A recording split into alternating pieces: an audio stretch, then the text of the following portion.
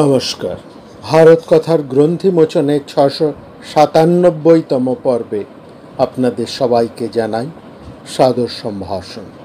মহামতি অনন্তলালের পরম আশীর্বাদে আমরা প্রতিদিন শুনে চলেছি পূর্ণ ভারত কথা। সপ্তদশ দিবসের যুদ্ধের প্রারম্ভে কর্ণ দুর্যোধনকে বলেছেন যে এই দিনই তিনি অর্জুনের সাথে প্রত্যক্ষ সংগ্রামে অবতীর্ণ হবেন এবং হয় সেই দিন অর্জুন থাকবেন আর না হয়তো তিনি, অর্থাৎ হয় তিনি অর্জুনকে সংহার করবেন, না হয় তিনি অর্জুন তাকে সংহার করবেন। এখানে যুদ্ধ আরম্ভ হলো এবং এখানে আমরা দেখছি এই যুদ্ধের প্রারম্ভে শল্য একটি প্রস্তাব দিলেন দুর্যোধনের কাছে। তিনি বললেন, আমার সমস্ত অন্যান্য শক্তি না থাকলেও এখনো আমার কাছে সুদীর্ঘ ঐতিহ্যবাহী অদ্ভুত গুণসম্পন্ন এক ধনুক আছে। স্বয়ং বিশ্বকর্মা এই ধনুক নির্মাণ করে ইন্দ্রকে দিয়েছিলেন, যার সাহায্যে ইন্দ্র দৈত্যদেরকে পরাজিত করেছিলেন। আর ইন্দ্র ওই ধনু পরবর্তী সময়ে পরশুরামকে দান করেন, যার সাহায্যে পরশুরাম 21 বার পৃথিবী জয় করেন। তারপর পরশুরাম ওই দিব্য কার্যক্ষমতা বিশিষ্ট ধনু আমাকে দান করেছেন। কর্ণ আরও বললেন, তার বিজয় নামক সরাসন অর্জুনের গান্ডীবের চেয়ে অনেক উন্নততর। তিনি একটি বিষয়ে অবশ্য অর্জুনের থেকে পিছিয়ে আছেন, সেটা হচ্ছে তার সারথির ক্ষেত্রে। অর্জুনের সবচাইতে জোর যেখানে, সেটা হচ্ছে তার সারথি স্বয়ং কৃষ্ণ। কৌরব পক্ষে একমাত্র মদ্ররাজ শল্যই অশ্ববিদ্যায় এবং সারথ্য কর্মে কৃষ্ণের সমকক্ষ। সেই জন্য কর্ণ প্রস্তাব দিলেন যে মহারাজ শল্য যাতে তার সারথ্য গ্রহণ করেন, তার সারথি হন এবং কয়েকটি শকট তার জন্য অস্ত্রশস্ত্র ব্যবহার করুক। এবং এই সুবিধেগুলো যদি কর্ণ পান তাহলে তিনি যে কোনোভাবেই অর্জুনকে বধ করতে সম্ভব। এখানে আমরা দেখছি কর্ণ কিভাবে অর্জুনের বিপক্ষতায় তার নিজেকে প্রতিষ্ঠা করার চেষ্টা করছে। দুর্যোধন বললেন, বেশ, এ আর এমন বড় কি কথা। আমি শল্যকে এখনই অনুরোধ করছি যাতে শল্য তোমার সারথ্য স্বীকার করে। এইখানে সারথীর কি গুরুত্ব, এই গুরুত্বের কথা রামায়ণে কিন্তু খুব পরিষ্কারভাবে বলা আছে। একজন আদর্শ সারথী কেমন হবে তার কথা কিন্তু রয়েছে রামায়ণ। সেখান থেকে আমরা দেখছি রাবণের যে সারথি, সেই সারথি রাবণকে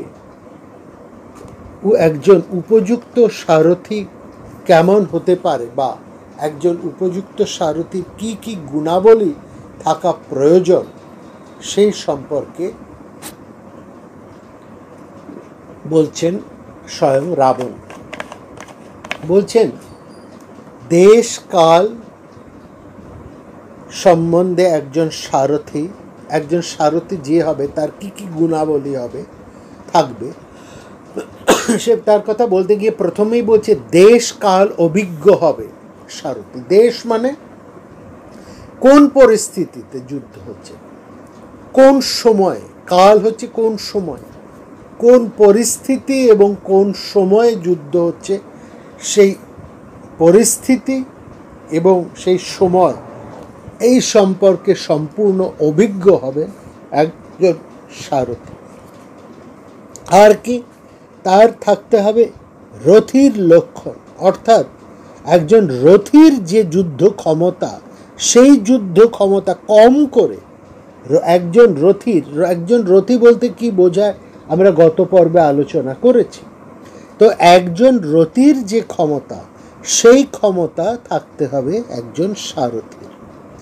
তারপর সারথীকে হতে হবে ইঙ্গিতজ্ঞ, অর্থাৎ ইঙ্গিতে তার বিপক্ষীয়দের শারীরিক ইঙ্গিত বোঝার প্রচণ্ড ক্ষমতা থাকতে হবে একজন সারথী। অর্থাৎ একজন সারথী তার বিপক্ষীয় যুদ্ধ নায়কদের শারীরিক ভাষা যেন পরিষ্কার বোঝার ক্ষমতা রাখে। তার মধ্যে কোনো দৈন্যতা থাকবে না, অতিরিক্ত হর্ষতা থাকবে না, খেদ থাকবে না, কোনো রকম দুর্বলতা থাকবে না, বরং শত্রুর দৈন্যতা, হর্ষ, খেদ, বল, দুর্বলতা এইগুলো বোঝার তার ক্ষমতা থাকবে যে যাদের সাথে যুদ্ধ করছে তাদের মাত্রা বোঝার ক্ষমতা, কোন জায়গাতে কষ্টকর ব্যাপার অর্থাৎ বন্ধুরতা এবং কোথায় নিম্নতা রয়েছে সেটা বোঝার ক্ষমতাও তার থাকতে হবে। এবং সারথীর আরেকটা গুণ থাকবে, অর্থাৎ শত্রুর কোথায় দুর্বল জায়গা রয়েছে, কোথায় শত্রুর ছিদ্র রয়েছে, সেইটা নির্ণয় করা সারথীর অবশ্য একটা গুণের মধ্যে পড়ে, একটা আবশ্যিক গুণ। এবং কোন সময় রথ শত্রুর দিকে এগিয়ে নিয়ে যেতে হবে, কখন পথ পরিবর্তন করে যুদ্ধক্ষেত্র ত্যাগ করতে হবে, কখনই শত্রুর সামনে থাকতে হবে, আবার কখনই পাশ দিয়ে শত্রুকে এড়িয়ে পাশ দিয়ে রথ চালাতে হবে, এই সমস্ত বিষয়ে সারথীর বিশেষ জ্ঞান থাকা উচিত। এছাড়াও রথীকে সবসময় সঠিক অস্ত্রশস্ত্র যোগান দেওয়া এবং সবচাইতে বড় গুণ হচ্ছে রথীর মনোবল বৃদ্ধি করা, তার মনোবল অক্ষুণ্ণ রাখা একজন আদর্শ সারথীর সবচাইতে বড় কর্তব্য। দেশ কালৌ চ বিজ্ঞয়ো লক্ষণাঙ্গি ইঙ্গিতানি চ দৈনং হর্ষশ্চ খেদশ্চ রথিনশ্চ বলাবলম স্থলনীয়ানি ভূমিশ্চ সমানি ভীষমানি চ युद्धकालश्च विज्ञेय पराश्च अंतरदर्शनम् उपयनापयाने च स्थानं प्रत्यपर्सर्पणम् सर्वम् एतद् स्थानेन ज्ञेयं रथकुटुम्बिना। এইটা হচ্ছে একজন সারথীর সবচেয়ে বড় গুণ। এবং কর্ণের আমরা দেখলাম, কর্ণের বক্তব্য অনুসারে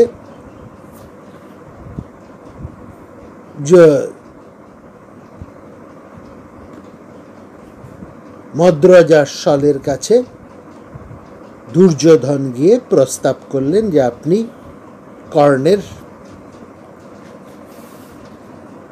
সারথ্যটা গ্রহণ করুন। কারণ কর্ণ এটা বোঝাতে সক্ষম হয়েছেন দুর্যোধনকে যে তার ব্যক্তিত্ব, তার যুদ্ধ ক্ষমতা আর অন্যান্য সব বিষয়ে, অস্ত্র ক্ষমতা সব থেকে তিনি অর্জুনের হয়ে গিয়েছেন, নয় অর্জুনের সমান।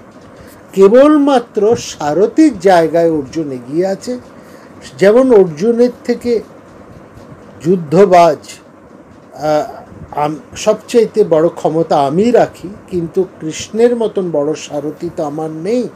অতএব শল্য ভালো অশ্ববিদ্যা জানেন, অশ্ব হৃদয় তিনি জানেন। তো এই শল্য যদি তার সারথ্য গ্রহণ করেন তাহলে অর্জুন বধ কর্ণের কাছে বায় হাত কাকে। যাই হোক, কর্ণের কথা শুনে সর্বাধিনায়ক দুর্যোধন এলেন শল্যের কাছে। সেই সময় দুর্যোধন শল্যের কাছে কর্ণের প্রস্তাব জানালেন সবার সামনে, এবং শল্যকে চরম মর্যাদা দিয়ে বলছেন, আপনি সবচাইতে এখানকার বীর এবং শত্রু সৈন্যের কাছে জমস্বরূপ আপনি তো শুনলেন সমস্ত রাজাদের সামনে কর্ণ কিভাবে আপনার সাহায্য প্রার্থনা করেছেন, কি মর্যাদায় আপনাকে সারথ্যে তিনি বরণ করেছেন। কর্ণ শ্রুতবাণীস্য কর্ণস্য ইয়াথাতং বরবত্ত। অতএব অর্জুনকে মেরে যাতে আমার হিত সাধন করা সম্ভব, তার জন্যই আপনি কর্ণের সুরক্ষার জন্যে কর্ণের সারথ্য গ্রহণ করুন।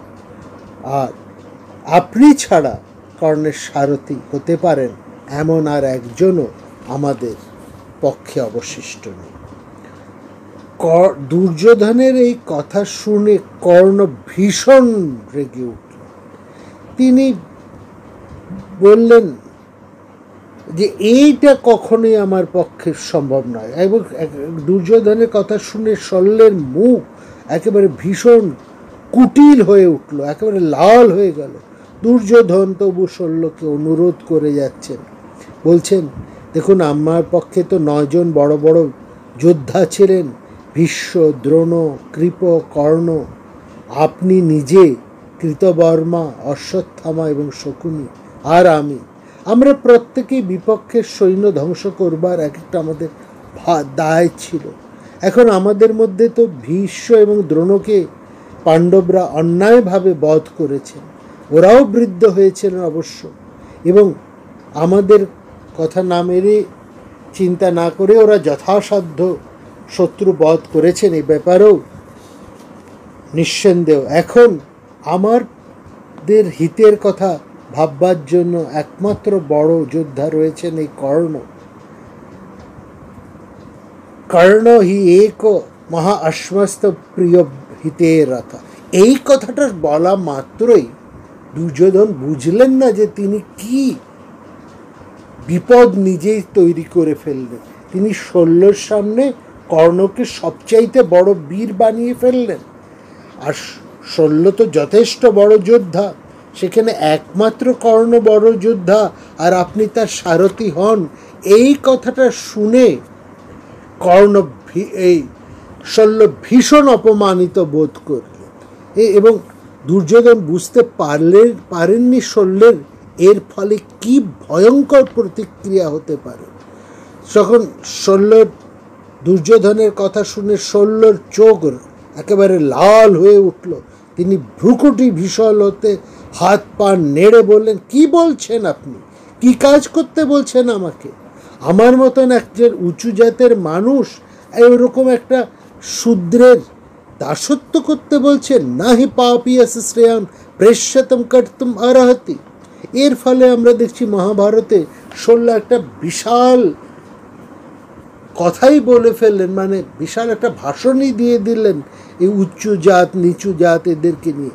এবং তিনি সেখানে বললেন, আমি কখনোই একজন ক্ষত্রিয় হয়ে একজন সুতপুত্রের সারথ্য করব, আপনি ভাবলেন কি করে? এইখানে আমরা দেখলাম দুর্যোধন ভীষণ বিপদে পড়ে গেলেন এবং তিনি বুঝলেন যে শল্যের আঘাতটা কোথায় রেখেছে। সঙ্গে সঙ্গে দুঃশাসন বললেন, দেখুন, সারথ্যে নিযুক্ত করার ব্যাপারে আমার একটা নিজস্ব উদ্দেশ্য আছে, নইলে যুদ্ধ শক্তিতে কর্ণ বা অন্য কোনো যোদ্ধা আপনার চেয়ে বেশি নন, এবং আপনার সামনে পড়লে স্বয়ং কৃষ্ণও আপনার তেজ সহ্য করতে পারবে না। না চ মাদ্রেশ্বর তাং বৈ কৃষ্ণ ষড়ুঞ্চ শস্যতে।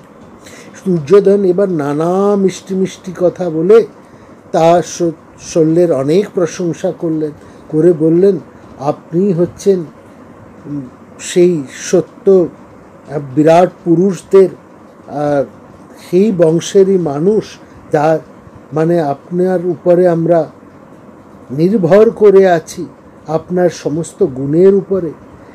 এই নানা রকম প্রশংসা করে সেই বলছেন কি আমরা প্রত্যেকে কি আপনার উপর ভীষণভাবে নির্ভরশীল, আর জানেন তো কেউ আপনার শক্তি ক্ষমতার ধারে কাছে নেই, তবু আপনাকে আমি এই সারথ্য কথা বলছি এই কারণে আপনি কৃষ্ণের থেকে অনেক উঁচু জায়গায় দাঁড়িয়ে আছেন।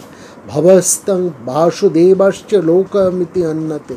সুতরাং আপনি কৃষ্ণের থেকে এই অশ্ব হৃদয় বিজ্ঞানে আপনি তার থেকে বহু দূর এগিয়ে আছেন। দ্বিগুণং অন্তত আপনি দ্বিগুণ বুদ্ধি রাখেন কৃষ্ণের চেয়ে অশ্ব হৃদয় বোঝার ক্ষেত্রে। দ্বিগুণং তং তথা বেৎসি মদ্র রাজস্ব অশ্ব আত্মজা। এইভাবে নানা কথা বলে দুর্যোধন অনেক প্রশংসা করে শল্যকে কোনো মতে শান্ত করে তাকে শল্যের সারথ্য গ্রহণের জন্য রাজি করলেন। শল্য কিন্তু বললে, ঠিক আছে, আমি সারথ্য গ্রহণ করছি, কিন্তু আমার একটা শর্ত আছে। আমি কর্ণের সারথ্য গ্রহণ করব, কিন্তু আমার একটা শর্ত আছে। সেটা হচ্ছে এই সারথ্য কর্ম করবার সময় আমি আমার ইচ্ছে অনুসারে কথা বলবো, সে ব্যাপারে আপনারা কেউ কিন্তু কিছু বলতে পারবেন। দুর্যোধন ভাবলেন যে শল্য আর কি বলতে পারেন কর্ণকে রথ চালাতে চালাতে।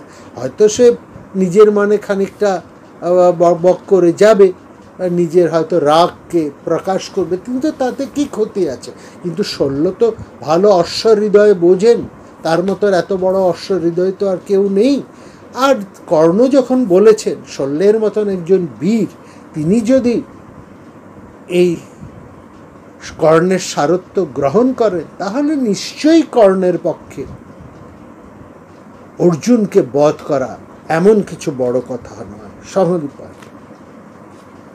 দুর্যোধন বললেন, হ্যাঁ, আপনি যা খুশি বলতে পারেন, আপনি কেবলমাত্র প্রসন্ন হয়ে কর্ণকে রক্ষা করুন, তার সারথ্য গ্রহণ করুন। আমরা কিন্তু আরেকটা ঘটনা জানি, যেটা দুর্যোধন জানেন না। সেটা হলো শল্য, যিনি আসলে নকুল সহদেবের মামা, তিনি পাণ্ডব পক্ষে যোগ দেবার জন্য আসছিলেন। এই ঘটনাটা তো আমরা শুনেছি। মাঝখান থেকে দুর্যোধন তাকে ইলোপ করে নিয়ে গেলেন নিজ পক্ষে। সেই সময় লজ্জিত শল্য যখন যুধিষ্ঠিরের সঙ্গে দেখা করতে আসেন পরবর্তী সময়, সেই সময় যুধিষ্ঠির শল্যের কাছে একটি প্রার্থনা করছে যে ঠিক আছে, এটা কোনো ব্যাপার নয়, আপনি দুর্যোধনের হয়ে যুদ্ধ করুন, কিন্তু কথা দিন একটা ভালো একটা উপকার আমাদের করতে হবে। কি উপকার? না, আপনি যখন যুধিষ্ঠির এটা বুঝতে পেরেছেন যে শল্যকে কখনো না কখনো সময় কর্ণের সারথ্য গ্রহণ করতেই হবে। যুধিষ্ঠিরের এই দূরদৃষ্টি ছিল। একটা জিনিস আমরা এখানে একটু বলবো, মানে এই কথা বলতে বলতে মূল কথার থেকে একটু সরে এসে একটা কথা আমি এই প্রসঙ্গে বলে রাখতে চাই, আপনারা ভালো করে লক্ষ্য করবেন। এই সমগ্র এই যুদ্ধের, এই যে 17 দিনের যুদ্ধ চলছে, এই 17 দিনের যুদ্ধে যুধিষ্ঠিরের সমগ্র আচরণটাকে একটা লক্ষ্য করুন।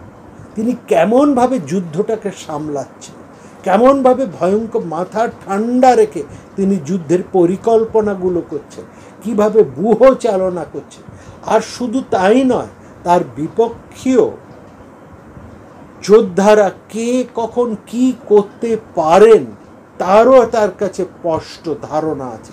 আর শুধু কি তাই, এই যে বড় বড় দুজন ক্ষত্রবীর কৌরব পক্ষের যে বধ করা হলো, ভীষ্ম এবং দ্রোণ, এই দুজনকে হত্যা করার সমস্ত কৃতিত্বটা কিন্তু এই যুধিষ্ঠিরের। তিনি গিয়ে যুদ্ধের পূর্বাহ্নে তিনি গিয়ে এদের বধের উপায়টি জেনে এসেছেন, এবং শল্যের কাছেও তিনি সেই প্রতিশ্রুতি আদায় করে নিয়েছেন যে আগামীতে যখন তিনি কর্ণের সারথ্য গ্রহণ করবেন, এই সময় সারথী হিসেবে তিনি কর্ণের তেজবধ করবেন। অর্থাৎ এমন কথা তিনি উচ্চারণ করবেন যাতে কর্ণ অস্থির হয়ে ওঠেন, তার অন্যমনস্ক হয়ে যান, যুদ্ধে তার কনসেন্ট্রেশনটাই নষ্ট হয়ে যায়। এই কনসেন্ট্রেশন, একাগ্রতাটা নষ্ট করার কাজটাই করবেন শল্য। আর ঠিক শল্য সেটাই করতে আরম্ভ করলেন। এটাই দুর্ভাগ্য দুর্যোধন। অর্থাৎ সারথীর যে যে গুণ থাকা উচিত তার সম্পূর্ণ বিপরীতে গিয়ে শল্য কর্ণের তেজবধ, অর্থাৎ তার সমস্ত কনসেন্ট্রেশনটাই যুদ্ধের মূল জায়গায় নষ্ট করতে আরম্ভ করলেন শল্য। এইভাবে যুদ্ধ হচ্ছে। কর্ণ এই রকম একটা পরিস্থিতিতে যুদ্ধ করতে নেমেছে। বুঝুন কর্ণের কি অবস্থা। অন্যদিকে দেখলাম আমরা গত পর্বে যেটা বলছিলাম, এই যে এই মহাযুদ্ধের মধ্যে কর্ণ যখন সেনাপতি, তখনই আমরা দেখলাম ভীম বধ করেছেন দুঃশাসনকে, নির্মম পৈশাচিকভাবে বধ করেছেন। এবং এখানে আমরা দেখছি যে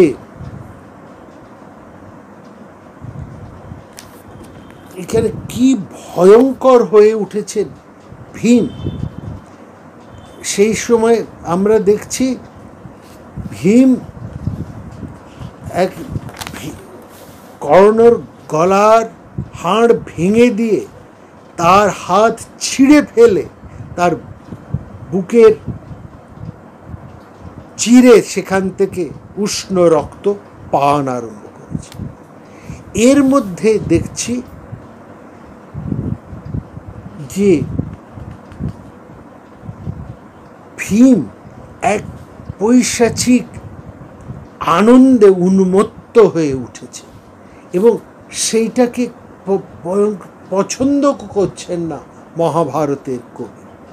আসলে দুঃশাসনের মধ্যে যে একটা লাম্পট্যের, একটা ভয়ঙ্কর নীচতার প্রকাশ রয়েছে, তার ফলে তার মৃত্যুরকেও কিন্তু সময় মহাকবি এতটুকু মর্যাদা রাখলেন না এই দুঃশাসনে। তিনি তার দুঃশাসন তার সারা জীবনের কৃতকর্মের ফল ভোগ করলেন এবং তার মৃত্যুটাও ঘটল এক ভয়ঙ্করতম নীচতায়, নৃশংসভাবে। তার সামান্য বীরত্বের স্পর্শটুকু তার মৃত্যুর সময় থাকলো না।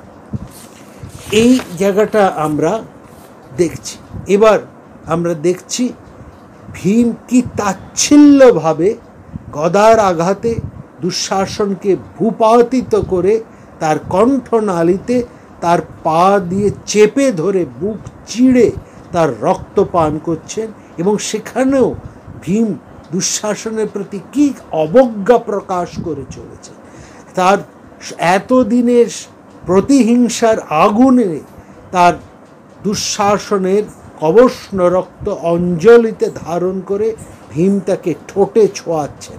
আস্বাদ্য চ সাধ্য চ বিক্ষমান, আর চতুর্দিকে তাকিয়ে বলছে, আহ কি স্বাদ এই রক্তের, যেন প্রথম জন্মা শিশুর কাছে মায়ের মাতৃদুগ্ধের যে স্বাদ, ঘৃত বা মধুর যে স্বাদ, অমৃতের যে স্বাদ, সেই সমস্ত স্বাদ হার মেনে যায় শত্রুর এই রক্তপানে। সর্বভ্য এবভ্য অধিক রাসহং মত মমদ অহিত লোহিতস্য। এ কেমন পৈশাচিকতা! ভীম শুধু এখানেও থেমে নেই, তারপরও দুঃশাসনের কর্তৃত্ব মাথার মধ্যে কেটে ফেলা, ছিঁড়িয়ে ফেলা মাথাটাকে এক সজোরে লাথি মেরে বলছেন, মরে গিয়েছে বলে বেঁচে গিয়েছে, মৃত্যু না রক্ষিত অবশ্যই, মানে যদি না মরতে তাহলে তোমাকে আরও যন্ত্রণা দিয়ে কুকড়ে কুকড়ে আমি শেষ করতাম। তারপরে তিনি ভীম এক এক করে সেই দুঃশাসনীয় অপকর্মগুলোকে জোরে জোরে চিৎকার করে বলছেন, আমাদেরকে যেমনভাবে অপমান করেছিলে। ভীম বললেন, যারা আমাদের দিকে তাকিয়ে তাকিয়ে আমাদেরকে যোগ্য পশু বলে সম্বোধন করেছিলেন, আমরা সবাই পশু, গরু ছাগল এইসবেরই তো নেচে নেচে আমরা বলেছিলেন, আসলে যজ্ঞের বলি গরু ছাগল হচ্ছে তোমরাই। তান বয়ং প্রতিনিতাম পুনর গৌরীতি গৌরীতি। দুঃশাসনের এই নৃশংস অপমানিত মৃত্যুই তার ললাট লিখন করে রেখেছেন মহাকবি। তার জন্য এতটুকু সম্মান, এতটুকু মর্যাদা কিছুই রাখেননি কবি। একেবারে মহাভারতের শেষ পর্বে যখন ধৈর্যশীলা গান্ধারী সেই কুরুক্ষেত্রের রণক্ষেত্রে এসে দাঁড়িয়েছেন, তিনি ভীমকে ভীষণভাবে ভৎসনা করে বলছেন, তুমি এমন পাপিষ্ঠ, এমন পাপকর্ম করলে কি করে? এরকম পৈশাচিক বৃত্তি তোমার মধ্যে সম্ভব হলো কি করে?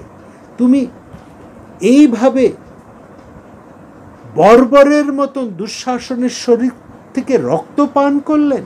অপিব সোনিতং শঙ্খে দুঃশাসন শরীরজম।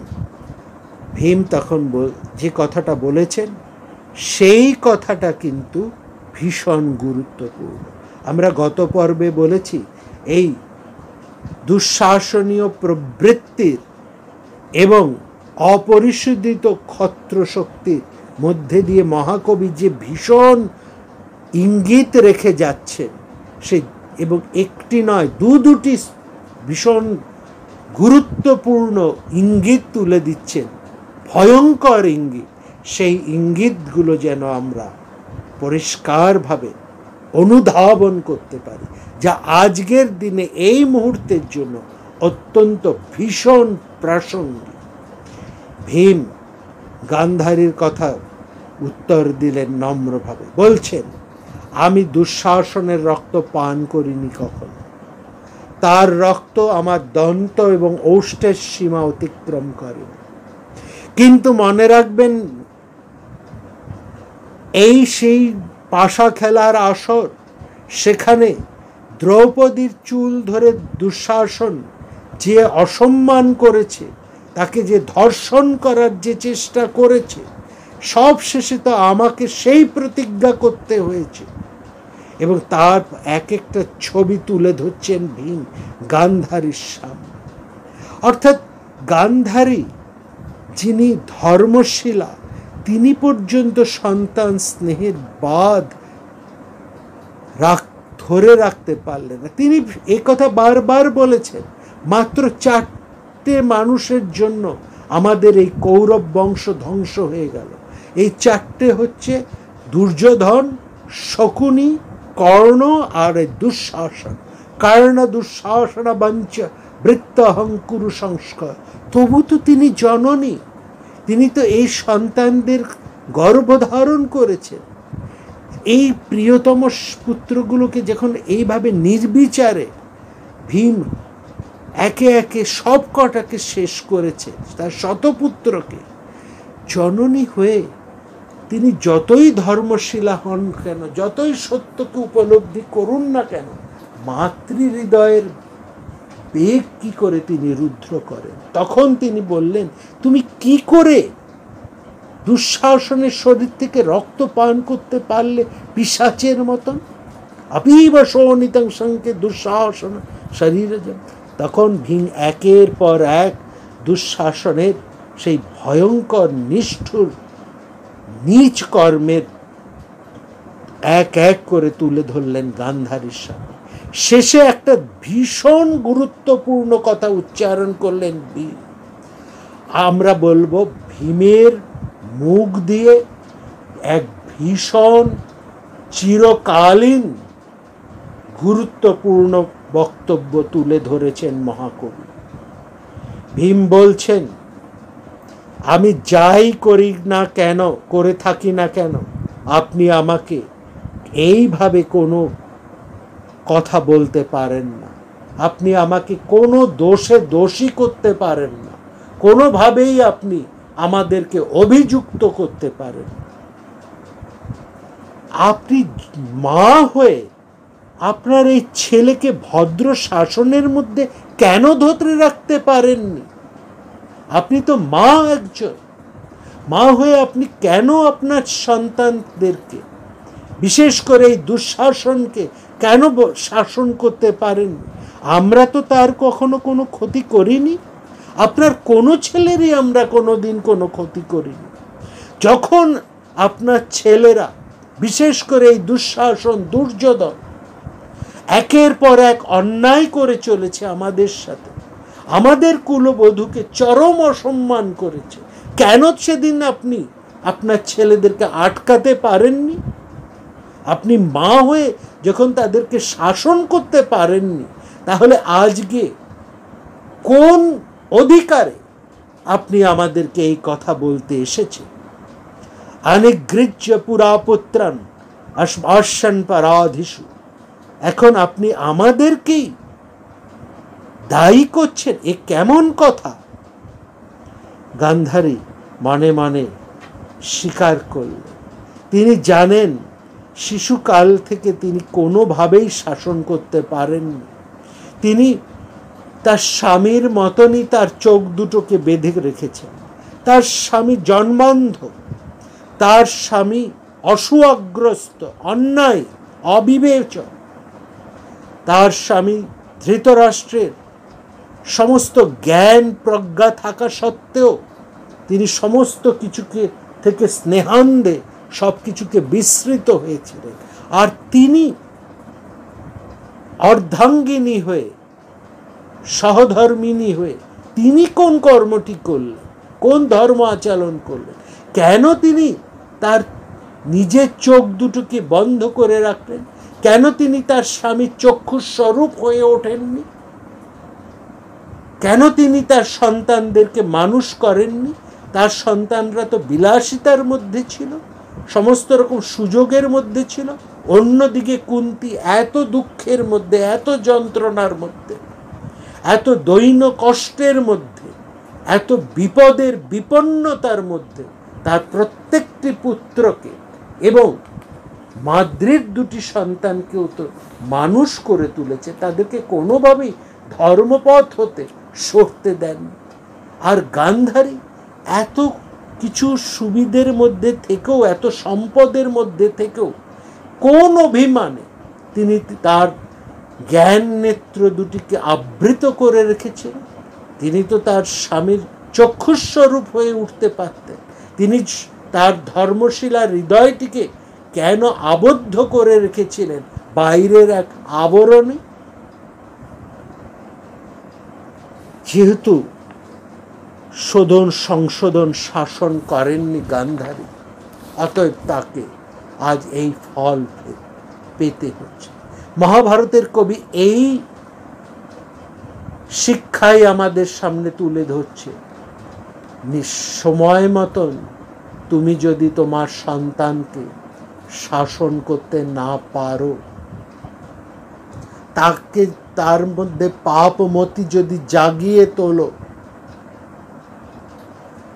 তাকে সংশোধন না করো, তাহলে এই সন্তানই তোমার ভয়ঙ্কর বিপদের কারণ হবে, সমস্ত দুঃখের কারণ হয়ে উঠে দাঁড়াবে। আমরা তো এই সময় অনেক বাবা মাকে দেখি চতুর্দিকে, তারা সন্তানদেরকে শাসন করেন না, অতিরিক্ত স্নেহ করেন। স্নেহটাও তারা ঠিক মতন করতে পারেন না। সন্তানদেরকে তারা ভাবেন বাইরের জিনিস দিয়ে, জাগতিক সুখ সমৃদ্ধি দিয়েই তারা সন্তানের হৃদয় জয় করবে। এভাবে সন্তানদেরকে মানুষ করা যায় না। যখন শিক্ষক সেই সন্তানদেরকে শাসন করতে চায়, তখন এই নিকৃষ্ট অভিভাবকেরা তারা সেই শিক্ষককে গিয়ে শিক্ষকের বিরুদ্ধেও রুখে দাঁড়ায়। যখন অন্য কোনো হিতৈষী তার সন্তানকে শাসন করে, মঙ্গলের কথা বলে, তখন তাদের বিরুদ্ধাচারণ করে এই মূর্খ অভিভাবকেরা। তারা সন্তানদেরকে বরং আরো প্রচোদিত করে, লেলিয়ে দেয় তাদেরকে অসম্মান করার জন্য। এর ফল যে কি বিষময় হয়ে ওঠে সেটা বুঝতে পারে না।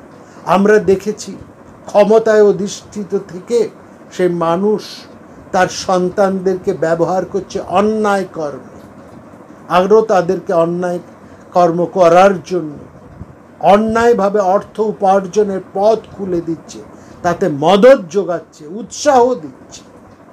এর ফলটা যে কি ভয়ঙ্কর, কি ভয়ঙ্করতম হয়ে আসে এবং কি দুঃখ, বিপদ, কি যন্ত্রণা তার জন্য অপেক্ষা করছে।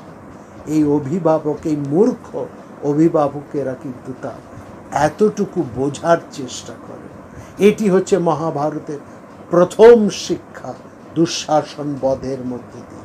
মহাভারতের দ্বিতীয় শিক্ষাটি রয়েছে এখানে।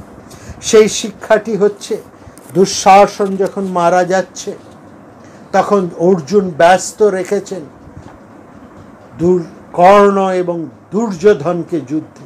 তাদের চোখের সামনেই ভীম বধ করে ফেললেন তাদের ভাইকে এরকম নৃশংসভাবে। তারা দেখেও কিন্তু কিছু করতে পারছে না। আমরা দেখছি এই দুঃশাসনের বাড়ন্ত সবই হয়েছে দুর্যোধনের জন্য। দুর্যোধন এই দুঃশাসনকে দিয়ে সমস্ত অন্যায় কর্মগুলো করেছে, বা বলা যায় দুর্যোধনের প্রশ্রয়ে সমস্ত অন্যায় কর্মগুলো একের পর এক করে চলেছে। ধৃতরাষ্ট্রের যে লালসা তা সংক্রামিত করেছে পিতা হিসেবে, অভিভাবক হিসেবে ধৃতরাষ্ট্র তার পুত্রদের মধ্যে। আর এই পুত্রদের এই উচ্চাকাঙ্ক্ষা, তাদের অসূয়া, তাদের নীচতা, হীনতা, পাপমতিকে শাসন করেননি, নিয়ন্ত্রণ করেননি গান্ধারী। আর দুর্যোধন যত অন্যায় এবং দুঃশাসনকে সমস্ত অন্যায় কর্মের ইন্ধন জুগিয়ে দিয়ে গেছে। এইভাবে দুঃশাসন তিল তিল করে তার নিজের এই নৃশংস অপমৃত্যুর দ্বার নিজেই তৈরি করে গেছে। সেই কথাই ভীম বলেছেন গান্ধারীকে। সেই দিন যদি গান্ধারী রুখে দাঁড়াতেন, যদি ধৃতরাষ্ট্র এই অন্যায় করার প্রশ্রয় না দিতেন, তাহলে আজকে তাদের এই এত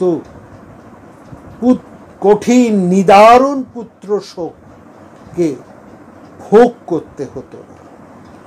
এবং সেখানে আমরা দেখছি দুর্যোধন যে দুঃশাসনকে ব্যবহার করে সমস্ত অপকর্মগুলো একের পর এক আস্বাদন করেছেন, তিনিও তার ছোট ভাইকে বাঁচাতে পারেননি। দুর্যোধন কর্ণ দুজনকেই যুদ্ধে ব্যস্ত রেখেছেন অর্জুন। মাঝখান থেকে ভীম তাদের চোখের সামনেই নিজের প্রতিজ্ঞা পূর্ণ করেছে। এবং এখানে আমরা দেখছি আরেকটি বড় সত্যকে উদ্ঘাটন করলেন। মৃত্যুর সময় তিনি বলছেন যে সেই দুর্যোধন আত্মধিক্কার দিচ্ছেন যখন সে দেখল দুঃশাসনের এই মৃত্যু ঘটল এবং ভীমের রক্তপানের এই একটা বিশাল ঘটনা ঘটে গেল। দুর্যোধন আত্মধিক্কার দিয়ে একটা ভীষণ সত্য উচ্চারণ করলেন। বলছেন, ভাই, আজকের এই ভয়ঙ্কর দিনের যে তোমার এমন মর্মান্তিক মৃত্যু ঘটল, তার কারণ আমি। অশাস্তু বৎস তবর হেতু রহং বিপত্তি। আমি তোমাকে স্নেহ দিয়ে লালন করেছি, কিন্তু তোমাকে সুখ উপভোগের কোনো সুযোগ দিইনি। সবচাইতে বড় কথা, অন্যায় অসভ্যতার সমস্ত কাজ আমি তোমাকে দিয়ে করিয়েছি, অথচ জ্যেষ্ঠ ভ্রাতা হিসেবে আমি তোমাকে সুরক্ষা দিতে পারলাম না। যৎ কারতঃ আবিনয়ং না চ রক্ষিত হোস। আসলে রাজনীতির ক্ষেত্রে কিন্তু এই ঘটনাটাই ঘটে। রাজনীতিতে যে সমস্ত উচ্চ পদে যারা থাকে, যাদেরকে আমরা নেতা বলি বা চলতি ভাষায় দাদা বলি, এই নেতারা এই অধস্তন সমস্ত কর্মীদেরকে দিয়ে অন্যায় কাজগুলো করান, সমস্ত অপকর্মগুলো করেন, আর তারা যত কিছু সুখ ভোগ শুভ তা নিজেরা ভোগ করেন। অর্থাৎ দাদা হিসেবে তারা সুখগুলোই ভোগ করেন, আর সেই সমস্ত অন্যায় কর্মের দায় ভাগ বহন করতে হয় সেই দাদাদের অনুগত ভাইদের। যে কথাটা মহাভারতে দুর্যোধনের মুখ দিয়ে খুব পরিষ্কারভাবে মহাকবি উচ্চারণ করলেন।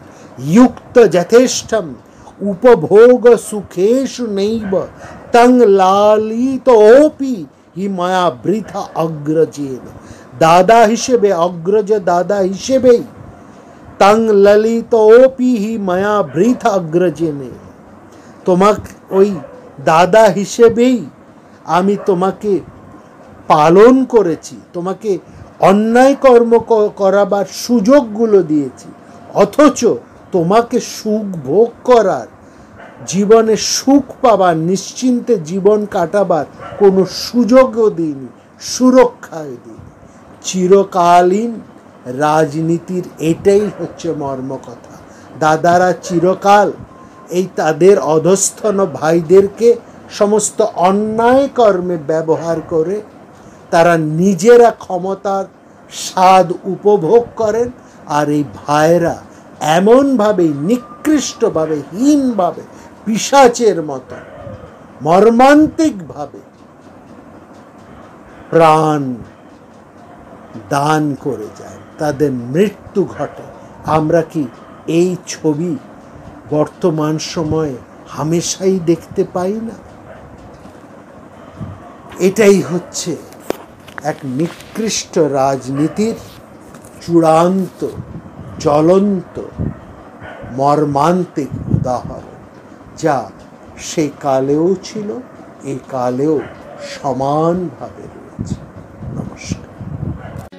প্রাণারাম প্রাণারাম প্রাণারাম প্রাণারাম প্রাণারাম প্রাণারাম। কি যেন লুকানো নামে তাই মিষ্ট এত তব নাম প্রাণারাম প্রাণারাম।